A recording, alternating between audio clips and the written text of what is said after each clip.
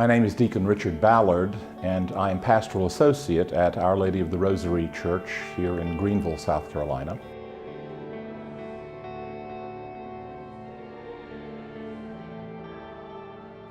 In the name of the Father, and of the Son, and of the Holy Spirit. Amen. Peace be with you. And with your spirit. Brothers and sisters, welcome to this great celebration on this day of joy. Certainly welcome Mr. and Mrs. Richard Ballard to this celebration for the ordination of Deacon Richard, and certainly his friends and family and colleagues, and so many who have gathered in this place today to celebrate with joy the ordination of a priest. We come and ask God's blessings upon all gathered here, ask for the presence of the Holy Spirit in the hearts of all, but very especially in the heart of Richard Ballard. I was serving as a Lutheran pastor for 23 years before entering the Catholic Church. My wife and I were both Lutheran ministers. And our path to conversion to the Catholic faith and entering into full communion was a lengthy one. Through the leading of the Holy Spirit, our hearts felt tugged toward the Catholic Church. We had always loved the liturgy, the music, the history, the authority and teaching and faith and morals, and we were drawn to that. Let Richard G. Ballard, who is to be ordained a priest, come forward. Most Reverend Father, the leading of the Church asks you to ordain Richard G. Ballard, our brother, to the responsibility of the priesthood. Do you know him to be worthy? After inquiry among the Christian people, and upon the recommendation of those responsible, I testify that he has been found worthy. Relying on the help of the Lord God and of our Savior Jesus Christ, we choose Richard G. Ballard, our brother, for the order of priesthood.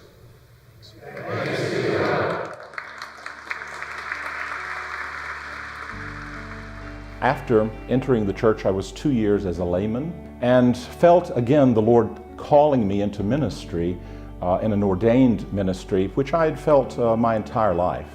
And it seemed just at that time to unfold more clearly, leading me to diaconal ministry at first, which I served in now for almost 9 years, and then feeling the Lord's call yet again to embrace the priesthood. And Bishop Guglielmone affirmed that sense of interior call and was very helpful, supportive, and I've appreciated his direction in this. My dear brothers and sisters, because this man, our brother, who is your relative and friend, is not to be advanced to the order of priests, consider carefully the nature of the rank in the church to which he is about to be raised.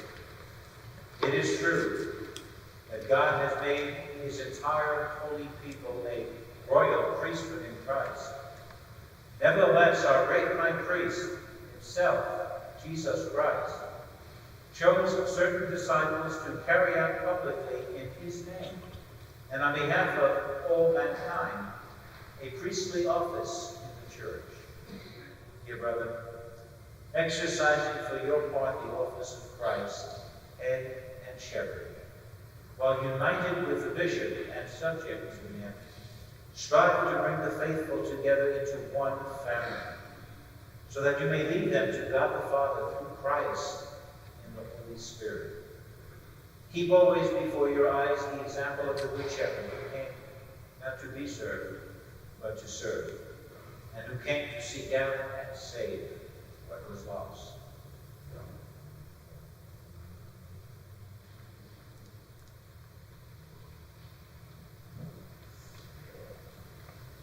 My dear Richard, before you enter the order of the priesthood, you must declare before the people your intention to undertake this office. And so I ask you, do you resolve, with the help of the Holy Spirit, to discharge without fail the office of priesthood in the presbyteral rank as a worthy fellow worker with the order of bishops in caring for the Lord's flock? I do.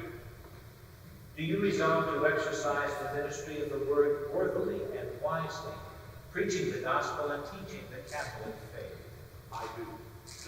Do you resolve to celebrate faithfully and reverently, in accord with the Church's tradition, the mysteries of Christ, especially the sacrifice of the Eucharist and the sacrament of reconciliation, for the glory of God and the sanctification of the Christian people? I do.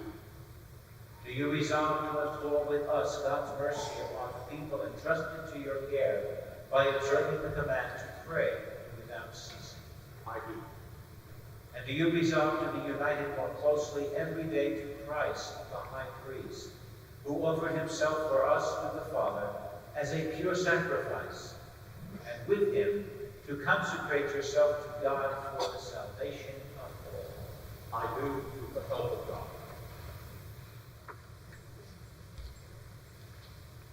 Do you promise respect and obedience to me and my successor?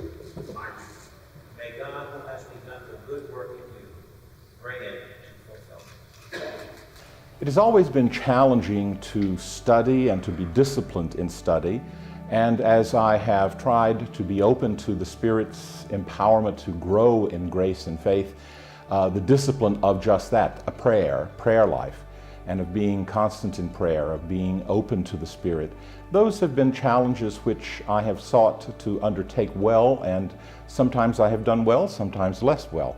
But the Holy Spirit has been constant and leading and supporting me in growth in grace and sanctification.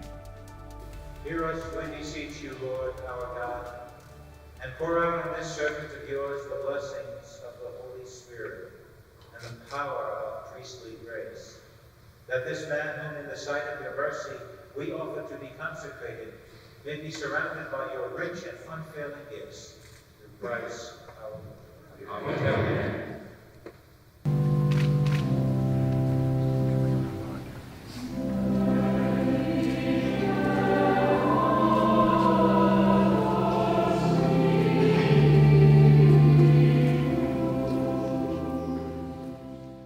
Grant, we pray, Almighty Father, to this your servant the dignity of the priesthood. Renew deep within him the spirit of holiness. May he henceforth possess this office which comes from you, O God, and is next in rank to the office of bishop. And by the example of his manner of life, may he instill right conduct. May he be a worthy co-worker with our order, so that by his preaching and through the grace of the Holy Spirit, the words of the gospel may bear fruit in human hearts and reach even to the ends of the earth. Together with us, may he be a faithful steward of your mysteries, so that your people may be renewed in the waters of rebirth and nourished from your altar, so that sinners may be reconciled and the sick raised up.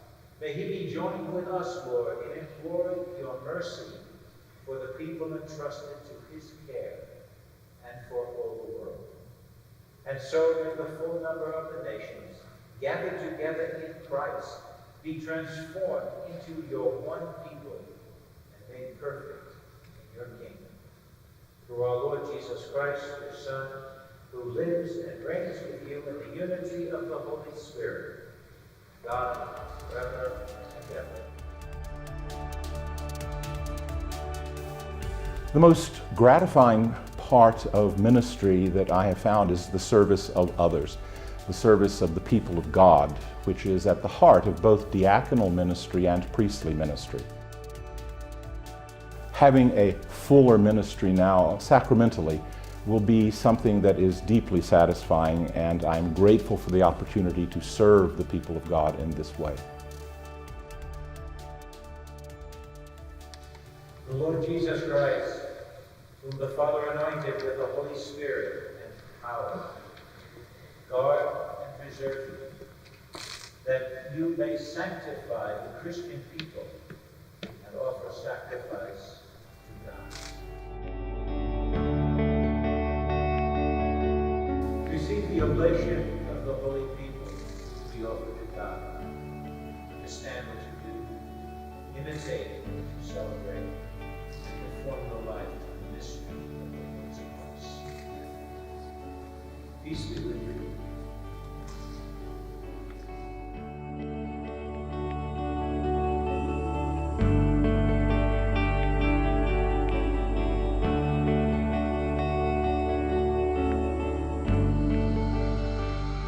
I have come to value relationships with the people of God.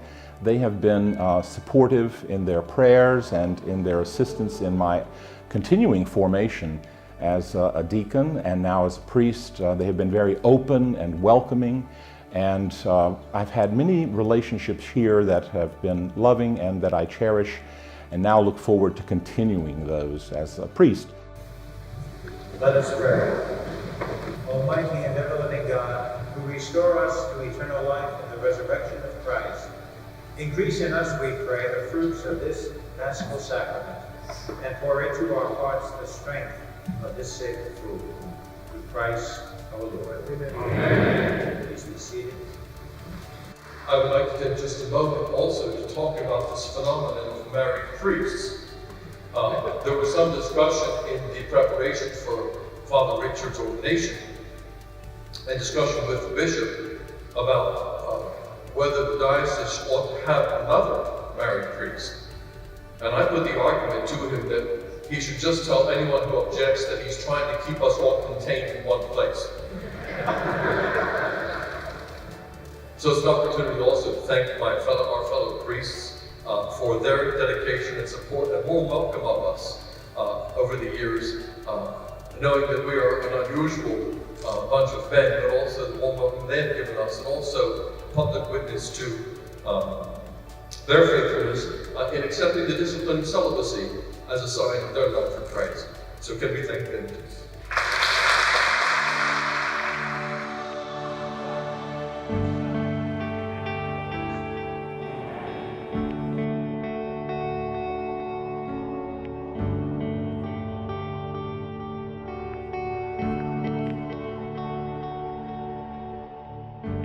My wife and I have been married for 37 years, but she has been so supportive and continues to be so that I am sure that the Lord will enable us to navigate these waters that we've not yet had the opportunity to find out exactly what it's going to be like. But I feel that together with the Lord's help, we will manage it in a faithful and hopefully helpful way.